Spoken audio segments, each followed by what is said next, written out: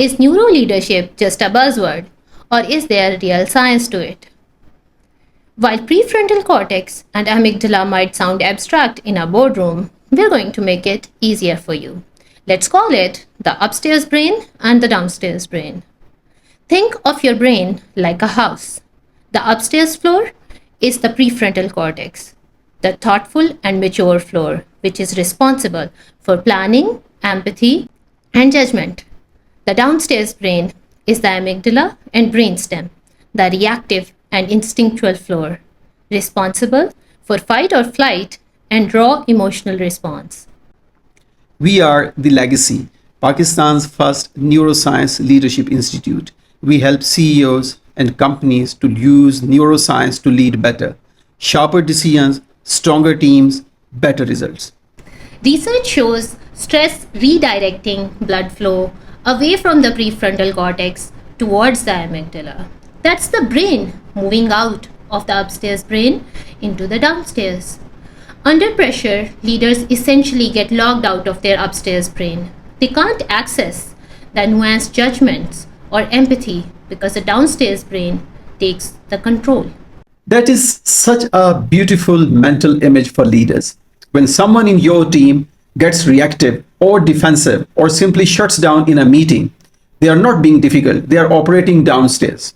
And if you respond to them using your downstairs brain, you are getting two reactive brains colliding with zero access to the floor where actually good decisions happen. The Legacy is Pakistan's leading NeuroLeadership Institute. It empowers CEOs and organizations with science-backed coaching and training to lead with clarity, resilience, and impact. The number one job of a psychologically safe leader is to help people get back upstairs. That's literally what practices like affect labeling and pausing before reacting are doing. They are walking the brain back up the stairs. Picture this. Two managers, same company, same team size, same KPIs.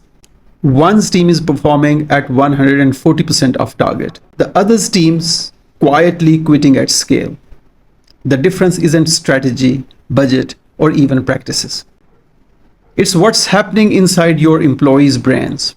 The Legacy is redefining leadership development in Pakistan through the science of neuroleadership. We deliver high-impact, evidence-based coaching and corporate training that transforms how leaders think, decide, and perform, creating measurable value for CEOs and the organizations they lead. Today we are unpacking neuroleadership, what it is, why it matters more than ever, and how the best leaders in the world are already using it. We have research from Stanford, Harvard, and NeuroLeadership Institute. We also have case studies from Google, Pixar, and some of the findings might genuinely surprise you. The field is built on 6 core themes: decision making, motivation, emotional regulation, social cognition, reward processing, and stress resilience.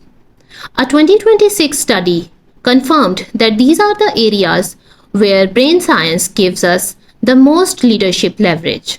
So we are talking about measurable changes in brain structure and chemistry that directly predict leadership effectiveness. So when leaders create high pressure, fear-based culture, they are psychologically impairing the ability of their employees to do great work. It's not that stressed people won't perform. They actually can't. Not at the level you need. The brain simply isn't operating at full capacity. You know what number one predictor of team performance was? IQ of team members? Technical skills? No, psychological safety.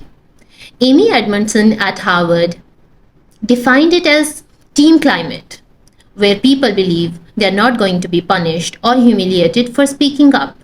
Neurologically, psychological safety keeps the prefrontal cortex online, keeps people upstairs. It literally allows the brain to think better. Google published this study openly in 2016 and used it to redesign how managers lead at the company.